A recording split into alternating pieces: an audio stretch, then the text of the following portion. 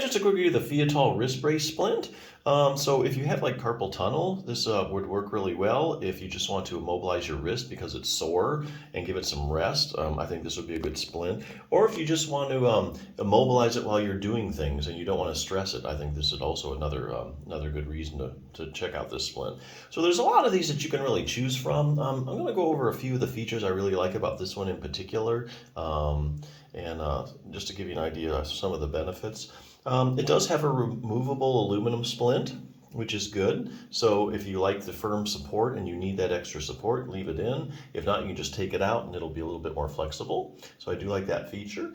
It does have 3 adjustable straps, as you can see. So you can actually tighten each one up as much as you want to. So you can get compression and tightness exactly where you want it. Like you might not need a lot in your wrist, but maybe here in the middle part.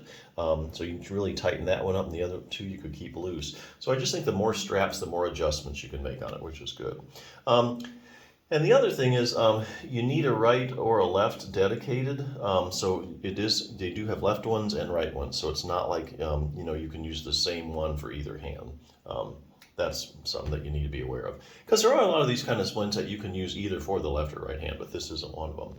So anyway, yeah, if you're looking for a good splint to immobilize your wrist, whether it be carpal tunnel or rest your wrist, or you just want to protect it while you're doing things, I think this is a good choice. If you do have a sore wrist, you have wrist issues, there are other things you can do besides just immobilize it. Let me show you a few of the other things you can do. The sore wrist solution. Not that many not that many wrist books out there, really. It's kind of amazing that somebody even wrote one. Let me show you a couple things that you can do for your wrist. Even if you have carpal tunnel, let's see here. It goes over some pictures. If you're a visual learner, you'll really like that one. Okay, increase wrist circulation. So one thing you can do is put heat on it. Now this shows you how to make a homemade heat pack. A lot of people have a heat pack, heating pad that they can use. So putting heat on your wrist does relax everything, does increase the circulation, but that's nothing groundbreaking. Now the other thing you can do is something called contrast therapy.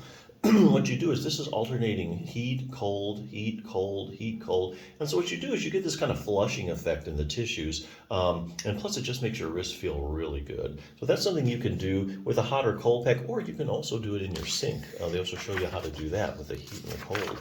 So that's one thing. Okay, decreasing wrist pressure. So if you do have carpal tunnel, or let's say you really have an overworked wrist, and you just want to lower pressure in your wrist, there is one simple technique you can do. And actually, if you do this for just 1 minute, it will actually decrease pressure in the carpal tunnel for up to at least 15 minutes. That's really important. It's kind of like, if you have back pain, you kind of like, the good rest position for your back is laying on your back with your feet propped up.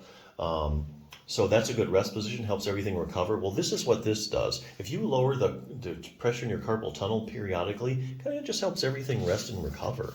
Okay, relax your wrist. Also some massage techniques you can do with a tennis ball. Really easy on your table, without any great expense.